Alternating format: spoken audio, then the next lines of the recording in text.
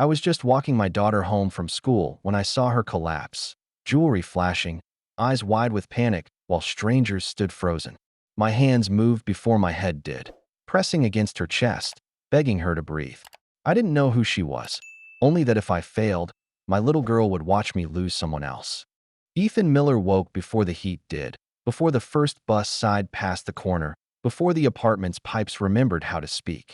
He lay there for a breath, listening for the quiet rhythm in the next room that meant Lily had slept through the night. The sound steadied him more than coffee ever could.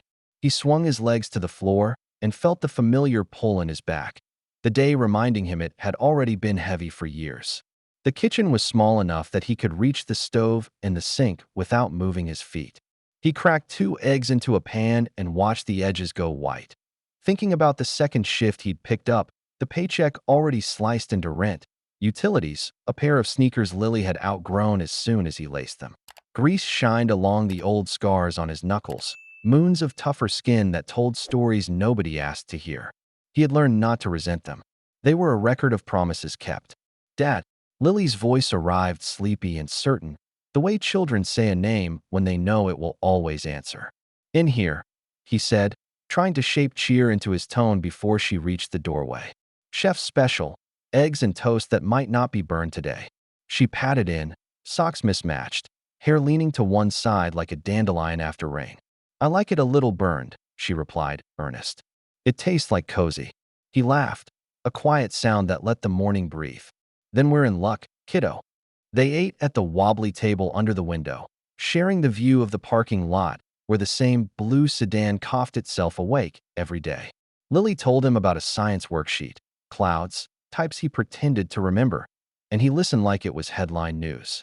He had learned that attention was a currency more valuable than dollars, that a child could feel rich if someone kept looking up when she spoke.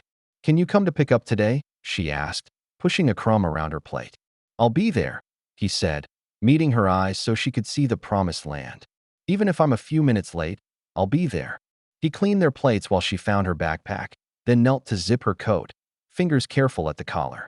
In the tiny mirror by the door, he caught their reflection, a man whose jaw had grown sharper from worry, and a girl whose smile blunted it in an instant. He kissed the top of her head. "Let's go conquer third grade." The morning air met them with a chill that pressed against their cheeks. They took the narrow stairs 2 at a time, Lily's hand hopping from the rail to his sleeve and back again. On the sidewalk, the city moved in layers, delivery trucks nosing curbside, street vendors unfolding metal skeletons of carts, a jogger tapping past with music so loud it leaked confidence. Ethan tucked his hands into his jacket and matched his pace to Lily's shorter steps. At the crosswalk, she looked up. "Are we still saving for the field trip?" "We are," he said. "And we're closer than yesterday." "How close is closer?" "Close enough to see it if we squint." She squinted dramatically, then giggled. The sound pushed warmth through the cold like a heater finally deciding to work. He swallowed the knot in his throat. Pride and fear had learned to share space in his chest. Pride in the small systems that kept them safe, fear of how fragile those systems were. They reached the school gate, and the noise of morning gathered into a single tide, backpacks unzipping, a whistle somewhere, a parent telling a rushed goodbye. Ethan crouched to Lily's height. "You have your lunch?" She patted her bag with ceremonial seriousness. "Yes." "Your smile." She pressed her lips together, then let them spread into the grin he'd been waiting for. "Yes." "Your bravery?" She nodded. "Yes."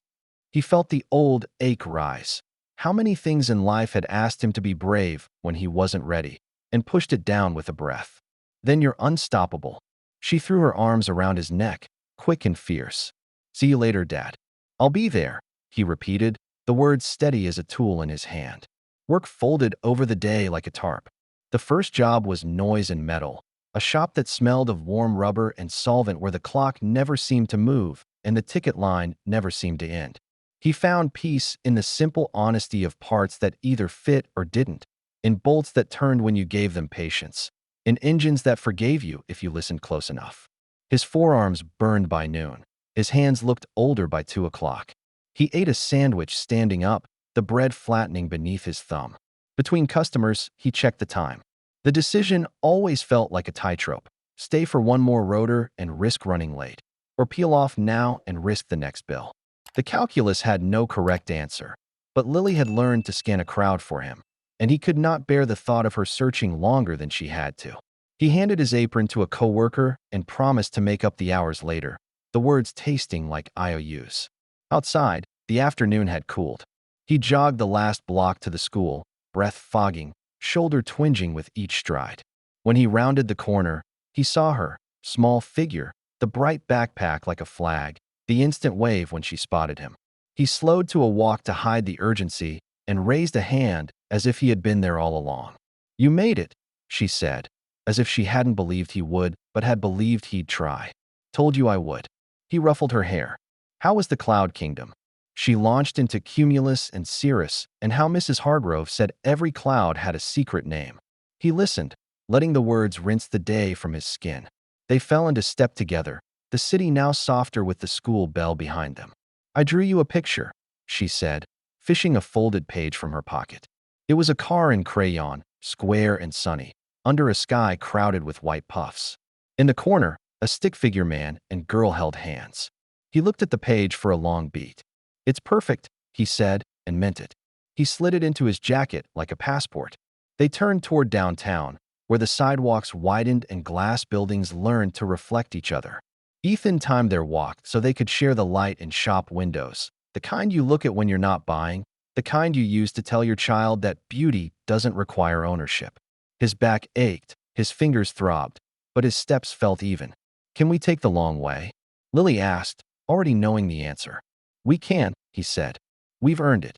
They moved into the late afternoon, father and daughter crossing a city that did not know their names, building the small rituals that made a life. Counting buses, naming dogs they passed, guessing stories for strangers' faces. Ethan kept his gaze forward, measuring the distance to everything he owed and everything he hoped, and tightened his hold on the only thing that had ever felt certain, Lily's hand in his.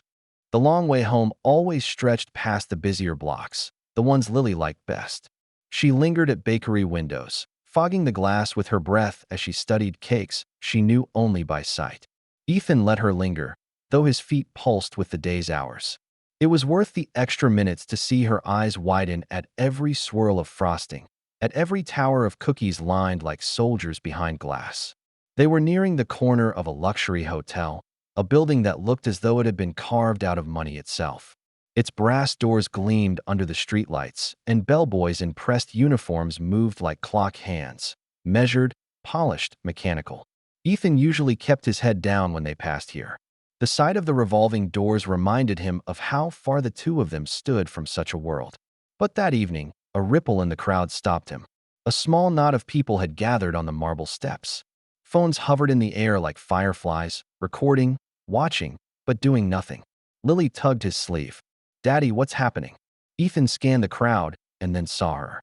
A woman lay collapsed near the top of the steps, her hand clutching her chest.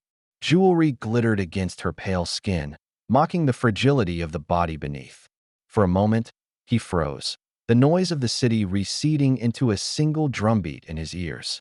Then Lily's hand clamped tighter around his jacket, and the old ache of memory struck him. His wife, gasping in the dim light of a hospital room, her heart betraying her. The panic of not knowing what to do then. The months afterward, when knowledge had come too late. That memory cut through his hesitation now. He knelt to his daughter's height. "Lily, stay right here. Don't move, okay?" His voice was steady, though his pulse was not. She nodded, wide-eyed, as he slipped free from her grip. The steps seemed to stretch as he bounded upward, his boots striking marble. He dropped to his knees beside the woman. Her chest barely lifted, lips tinged gray. Ethan pressed 2 fingers to her neck and found a rhythm so faint it terrified him. "She's not breathing right," someone muttered from the crowd. Another voice suggested waiting for the ambulance. Ethan ignored them all. "I've got you," he whispered to the stranger, though he knew she couldn't hear. "Stay with me." He tilted her head back, checked her airway with the precision of a man who had learned once from loss, and began compressions. His palms pressed against silk fabric, steady and relentless, counting in his head. He gave breaths between compressions, the world around him narrowing to the fragile rise and fall of her chest. "Come on, come back," he urged under his breath. He remembered the helplessness of standing still once before, and he refused to repeat it. From the bottom of the steps, Lily's voice carried, small but clear. "You can do it, Daddy." The words anchored him, kept his hands steady when his arms began to ache. Then, a faint gasp. The woman's eyelids flickered, a shudder of life returning. Relief swept through Ethan like wind through an open window. He bent closer. "That's it.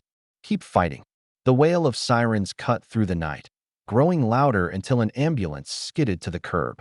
Paramedics rushed up the steps, equipment in hand. One knelt beside Ethan. "You did good. We'll take it from here." But as they prepared to lift her onto the stretcher, her eyes fluttered open. Just for a moment, they locked with Ethan's. They were filled not with the steel of wealth or the distance of power, but with raw, human fear. Then she slipped back into semi-consciousness, and the paramedics secured her for transport. Ethan stood, chest heaving, grease-stained hands trembling. He looked down to find Lily at his side again, her small hand slipping back into his. She stared up at him, a mix of pride and worry in her young face. "You saved her," she whispered.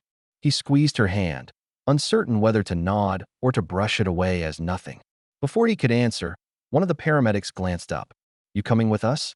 You were first on scene. You should ride along." Ethan blinked, surprised. He was a mechanic, a widower, a man whose life never touched polished worlds like this. Yet in that moment, titles meant nothing. He looked at Lily, who nodded as if to say she trusted wherever he led. "Yeah," he said finally. "We're coming."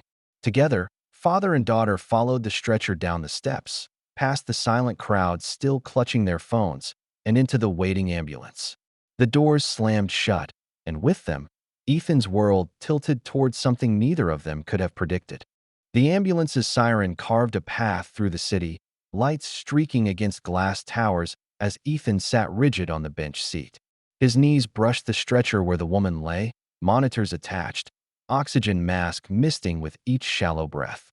Lily sat beside him, small fingers hooked around his wrist like an anchor. He tried not to stare at the woman's face, though it was difficult not to. The world might have known her as polished and powerful, but here she looked like anyone else brought low by the body's betrayal. Vulnerable, mortal. The jewelry at her neck seemed almost cruel in contrast, like armor that had cracked in battle. At the hospital, order swallowed chaos. Double doors parted, nurses in green rushed forward, and in seconds the woman was wheeled away down a corridor, voices trading clipped commands. Ethan and Lily were left in the waiting area, the antiseptic air sharp in his nose. He felt suddenly out of place, his work boots squeaking against polished tiles, grease beneath his nails refusing to be scrubbed out no matter how many times he'd tried. Lily leaned against him. "Is she going to be okay?" He exhaled slowly. "She's in the best hands now." It was all he could promise, though inside he felt the same helpless weight he'd carried in another hospital years ago. Time dragged in a circle of vending machines, hard chairs, and the low hum of televisions tuned to news no one really listened to.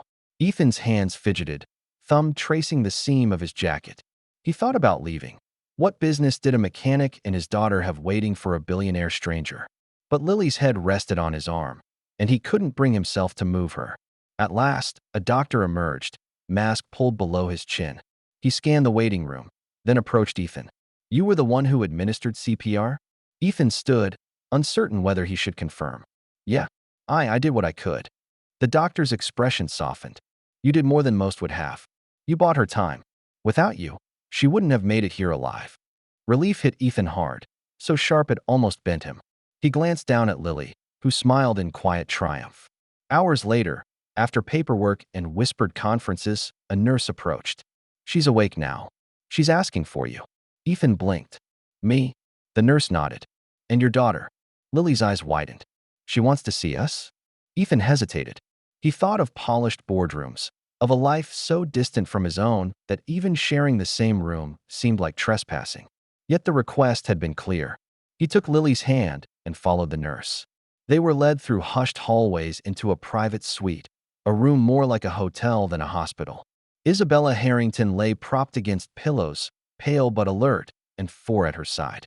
Even diminished, there was a presence about her, a force honed by years at the top of the world. But when she looked at Ethan and Lily, that presence softened. She dismissed the hovering assistant with a flick of her hand. Leave us. The door clicked shut. Her gaze lingered on Ethan. You didn't hesitate, she said, voice thin but steady. Everyone else, they just stood there. Her eyes flicked briefly toward Lily, then back. Why? Ethan shifted on his feet. He wasn't used to explaining instincts. Because life's worth more than standing around with a phone. You're someone's daughter, maybe someone's mother. I couldn't just watch. For the first time, her features cracked into something real. Not the practiced smile of magazines, but a tremor of vulnerability. She turned to Lily, who half hid behind Ethan's arm. And who is this angel? My name is Lily, she whispered. Then, with shy courage, added, my daddy always helps people, even if we don't have much. Something in the room shifted. Isabella's expression wavered, as though those simple words had struck deeper than any business negotiation ever had. For a long moment, silence held them, broken only by the monitor's steady beep. Finally, Isabella smiled, a fragile, human smile that looked as though it hadn't been worn in years. Thank you, she said, her gaze sweeping over both father and daughter. For my life. Ethan swallowed hard, uncertain what to do with the gravity of her gratitude. He simply nodded, tightening his grip on Lily's hand. Outside, the city moved without noticing that something rare had just occurred in a quiet hospital suite. A life saved, a wall cracked, and a connection neither of them had expected. Over the next few days, Ethan tried to fold the hospital visit into memory the way he had with countless other days, as another story that would fade under the weight of work and obligation. But the truth resisted. The image of Isabella Harrington lying there, her eyes softening when she looked at Lily, replayed in his mind during the grind of the garage and the long bus rides home. He had not expected to hear from her again. She lived in a world of marble lobbies and private jets, while he lived in one-bedroom apartments with leaky faucets. People like her didn't cross back into the lives of people like him. And yet, a phone call came 2 mornings later. The hospital wanted to arrange a visit. Isabella was requesting them, specifically Ethan and Lily. He almost said no. He told himself it wasn't their place, that his daughter didn't need to be paraded through the life of someone who would soon forget them. But Lily had overheard, her eyes bright. She wants to see us? The lady you helped. Ethan hesitated, then gave in. Lily deserved the choice of kindness, even if he doubted its permanence. When they arrived at the hospital suite again, Isabella was sitting upright, color slowly returning to her face. The businesswoman everyone knew had worn an armor of sharp lines and colder words, but now her eyes carried a softness that seemed almost unfamiliar to her. She motioned for them to come closer. I've been thinking, she said quietly, dismissing her aides again.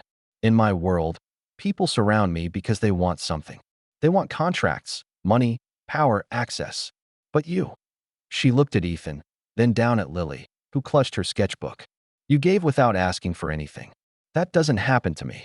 Ethan rubbed the back of his neck. I didn't think about it. You were dying. That's all that mattered. Her gaze held his, steady now. Do you realize what you've given me?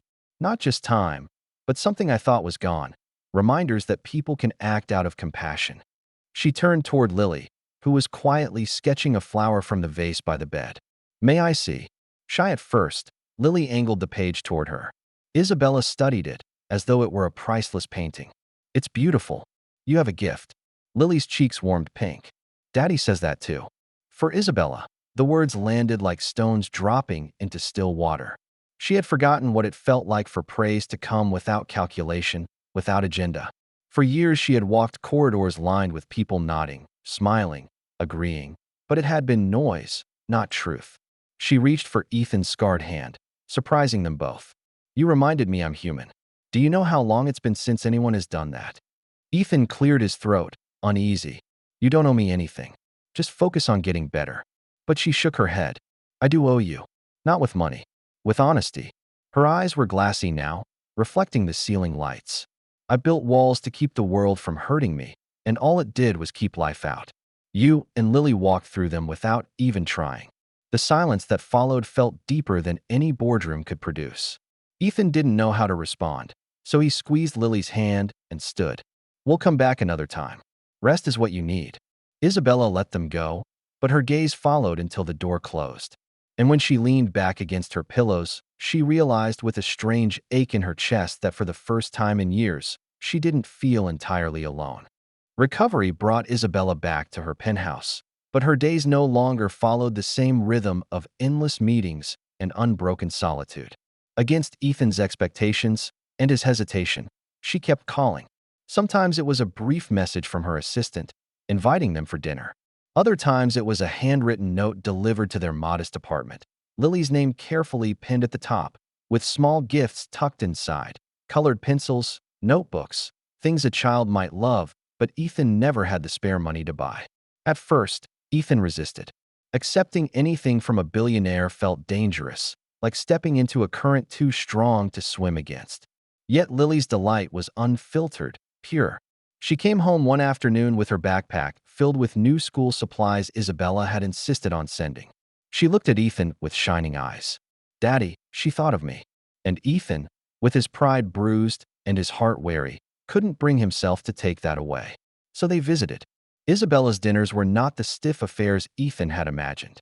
She dismissed the staff early, choosing instead to sit at her long glass table with only the three of them.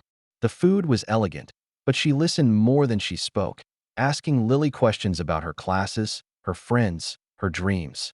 Ethan watched the sharp woman from magazine covers soften into someone almost maternal, her laughter hesitant at first, then freer each evening. One night, as Lily recited facts she had learned about planets, Isabella leaned forward, chin resting on her hand. "Do you want to be an astronaut someday?" Lily giggled. "No, too far from Daddy. Maybe a doctor. Doctors help people." Ethan felt the weight of that word, help, settle between them. Isabella's eyes flicked to him, and for a moment neither spoke. It wasn't only Lily who drew Isabella out. She asked Ethan questions, too. Not about business or money, but about the garage, the way he fixed cars long after midnight, the stubborn loyalty that kept him working jobs that barely paid. She seemed fascinated by the dignity he carried in his scars, by how his voice never wavered when he spoke of providing for Lily. He tried to downplay it, uncomfortable under her attention. "It's just work. Nothing special." But Isabella shook her head. "It's everything. Integrity is rarer than diamonds." Those words lingered with him long after the dinner ended, echoing in a space of himself he usually kept shut. Yet it wasn't smooth. The world outside noticed.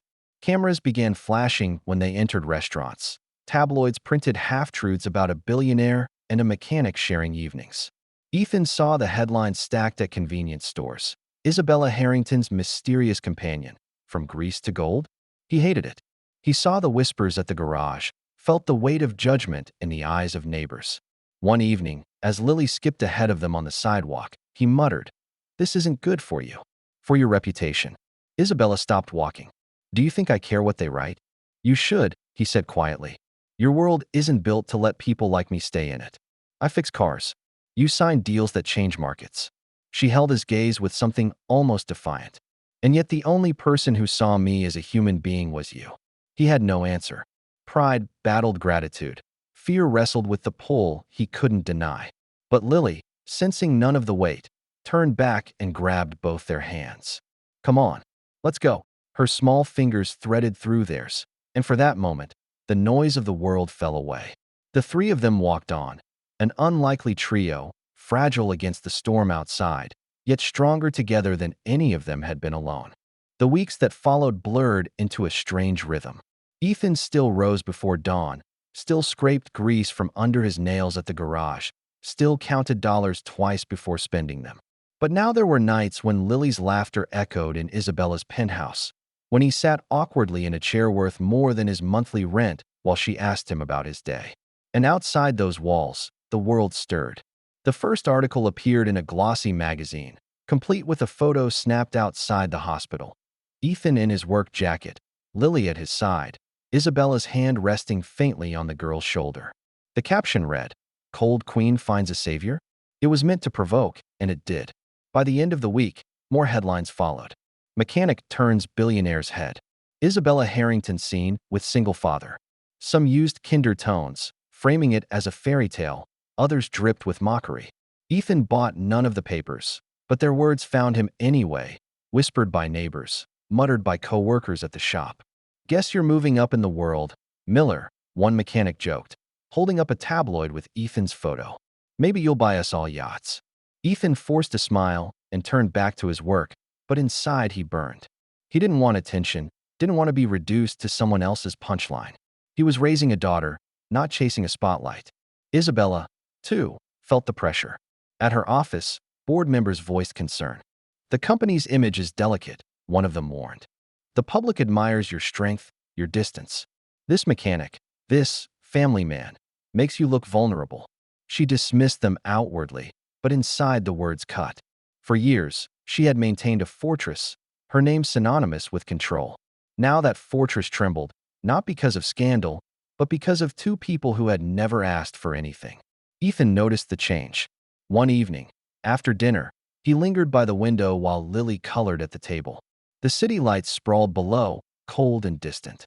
He said, without looking at Isabella, "This isn't good for you. You're losing ground because of us." She stepped closer, her reflection joining his in the glass. "Do you think I measure my worth by headlines? You might not. But your partners, your board, they do." He turned, his jaw tight. "And Lily and I, we don't belong in that fight. We don't belong in your world."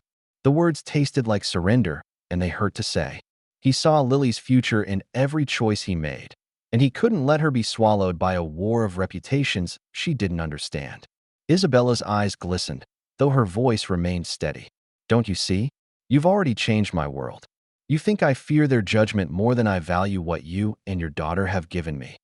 He shook his head, struggling to keep his resolve. "What happens when they force you to choose? Between your empire and us?" "Don't answer. I already know." Lily looked up from her drawing, sensing the tension, though not its cause. "Daddy," she whispered. Ethan knelt, smoothing her hair, forcing a smile. "It's okay, sweetheart. Finish your picture." But his heart knew the truth. The weight of scandal and pressure was pulling them apart, and soon, something would break. The breaking point came on a night heavy with rain, when the city blurred behind wet windows, and even Lily seemed subdued, curled against Ethan's side on the subway ride home. He had seen the day's headlines. Another story filled with sneers and insinuations, suggesting Isabella had lost her edge because of a simple mechanic and his child. The article hadn't mentioned their names, but it didn't need to. Everyone knew. By the time they reached their apartment, Ethan's chest was tight with a decision he had been circling for days. Lily fell asleep quickly, her coloring pencils still scattered on the table. He tucked her in, kissed her forehead, and then sat alone in the dim kitchen, the silence pressing hard against him. He couldn't do this to her, couldn't let Lily's life become ammunition for people who wielded power like a weapon. And he couldn't do this to Isabella either. She might say she didn't care, but the truth was clear. Every headline chipped away at the fortress she had built, and someday the cracks would cost her. The next evening, he asked Isabella to meet him at a quiet cafe, far from the glare of cameras. She arrived without her usual entourage, only a simple coat pulled tight against the wind. Even stripped of wealth's trappings, she carried presence. But her face softened the moment she saw him. He didn't sit. He stayed standing, hands shoved deep into his jacket pockets. "We don't belong in your world," he said quietly, the words falling heavy between them. "Lily and I, we don't fit. And the more we stay, the more damage it does to you." Isabella's lips parted, a protest ready, but he lifted a hand. "Don't. Please. I've thought this through. You have an empire to protect. I have a daughter to raise. That's the truth of it." For the first time since he'd met her, he saw her falter. Tears welled, trembling in her eyes but refusing to fall. She stepped closer, her voice raw. "Don't you understand? You've given me something I didn't even know I was missing. You gave me life, not just the breath in my lungs, but something here." She pressed a hand against her chest. "I've had everything money could buy, but no reason to smile. Then you and Lily walked in, and suddenly I remembered what it means to feel." Her words struck him harder than any article could. He wanted to believe her, wanted to let the weight slip from his shoulders and simply stay. But pride and fear warred in him. He thought of Lily's small hand in his, of the stability he had fought to keep, of the danger of leaning too much on anyone. He finally sank into the chair opposite her, weary. "I don't know how to stand in your world without losing myself." Isabella reached across the table, her fingers brushing his scarred knuckles. Her touch was gentle, almost tentative, as if she feared he might pull away. "Then don't change. Don't try to be what you're not. That's what makes you different, Ethan." That's what makes you real. For a long moment, the cafe around them disappeared. The clink of cups, the hum of quiet conversation faded. There was only her hand resting lightly on his, and the storm in his chest easing, just slightly, against the warmth of her gaze. He didn't answer right away. He simply let the silence stretch, torn between retreat and surrender, between pride and the strange, frightening hope that maybe she truly meant it. The storm between them eased, but the world outside did not. Headlines still flickered with speculation. Whispers still trailed them whenever they appeared together. Ethan carried the weight of those stares like a second skin, yet every time he tried to retreat, Lily pulled him forward with her unshakable trust in both him and Isabella. One evening, they were invited again to Isabella's home. The penthouse glowed with soft light, a space designed to impress, but, for once, used simply to welcome. Lily sat cross-legged on a plush rug, showing Isabella her newest drawing, a house with a big yard and a tree where a swing dangled. Isabella studied it, as though it were blueprints for something greater. "Is that where you'd like to live one day?" she asked gently. Lily nodded. "With Daddy. And maybe a dog. But mostly, I want to be a doctor. Daddy says doctors help people, and I want to help like he does." The words hit Ethan square in the chest. He turned away slightly, hiding the mix of pride and ache. Dreams like that cost money, more than he could ever earn changing brake pads and engines. When he looked back, Isabella's eyes were already on him. She waited until Lily skipped away to fetch another drawing, then spoke quietly.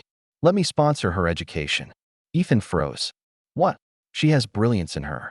I can see it. Don't let her future be limited by what you can afford." Isabella's tone was steady, but her eyes betrayed the depth of her intent. "I want to cover her schooling, every step, as far as she wants to go." Pride surged in Ethan, hot and sharp. "I can't accept that. I won't raise my daughter to think someone else will always step in. That's my responsibility." Her gaze didn't waver. "This isn't charity. It's an investment. In her, in what she can become. You gave me life, Ethan. Let me give her the chance to save others someday. Don't let pride steal that from her." The words stung because they were true. He thought of his long shifts, the rent that swallowed paychecks, the constant arithmetic of survival. He thought of Lily's laughter, her curiosity, her steady declarations that she wanted to heal people. And he thought of how her eyes had lit up just now at the idea of becoming a doctor. Lily returned, clutching a new page colored with bright suns and tall buildings. She handed it to Ethan. "It's a hospital. My hospital. Someday I'll work there." He looked at the drawing, then at her hopeful face. His throat tightened. Pride was heavy, but it was nothing compared to the weight of her dreams. He exhaled, long and low, before meeting Isabella's eyes. "If we do this, it's not for me. It's for her. And only if she chooses it." Isabella's smile was small, almost trembling, but it reached her eyes. "Of course. For her." Ethan pulled Lily into his lap, pressing his chin gently against her hair. For the first time in years, he felt a door opening where there had only been walls. He didn't know what the future would hold, but he knew this. His daughter would not face the same limits he had. And in that moment, surrounded by drawings and dreams, Ethan understood that sometimes accepting help was the bravest act of all. Time, which had once measured itself only in overdue bills and long shifts at the garage, began to take on a new rhythm for Ethan. Days still started early, with grease on his hands and the weight of responsibility pressing on his shoulders, but now they ended differently. Sometimes with dinners at Isabella's home, where Lily's laughter filled rooms that had once echoed with silence. Sometimes with quiet evenings in their own apartment, where Lily colored under the warm glow of a new lamp Isabella had insisted they accept, her head bent in concentration as Ethan watched and felt, for the first time in years, a steady calm. Isabella's recovery became part of their story, not the whole of it. She was stronger now, no longer the frail figure on marble steps, but not quite the cold tycoon she had been either. The media still swirled with opinions, speculations, judgments, but inside her walls, she cared less and less. She told Ethan one evening, as they sat across from each other at her kitchen island, "For years, I believed strength meant being untouchable. Now I think it might mean the opposite, allowing yourself to be touched by the right people." He didn't know how to answer. Words were never his craft. But he met her gaze and didn't look away, and that seemed to be enough. For Lily, the transformation was seamless. She no longer saw Isabella as a billionaire or a figure in newspapers, only as someone who listened when she spoke, who saved her drawings in a folder as if they were contracts worth millions, who smiled in ways that made her feel safe. One afternoon, as they left Isabella's home, Lily slipped her hand into Ethan's and said, "She feels like family." The words lingered with him for days. Yet doubts still whispered in Ethan's mind. He worried about dependence, about what it meant to let someone so powerful into their fragile circle. But each time he thought of stepping back, he saw Lily's eyes shine when she talked about her dreams of becoming a doctor. He remembered Isabella's tearful plea that they had given her more than anyone else ever had. And he realized that what had begun as an accident on marble steps had become something neither of them could undo. The night that truth settled fully came quietly. They had gathered for dinner again, the three of them, laughter spilling easy between bites of roasted chicken and Lily's stories about school. Isabella leaned back in her chair, her hand resting against her chest, not in pain this time, but in quiet reflection. "I used to think I had everything," she said softly, "but I see now that I had nothing that mattered. You saved me from more than a heart attack, Ethan. You saved me from myself." Ethan swallowed hard, emotion rising in him like a tide. He reached for Lily's hand, then found Isabella's eyes again. "Maybe we saved each other."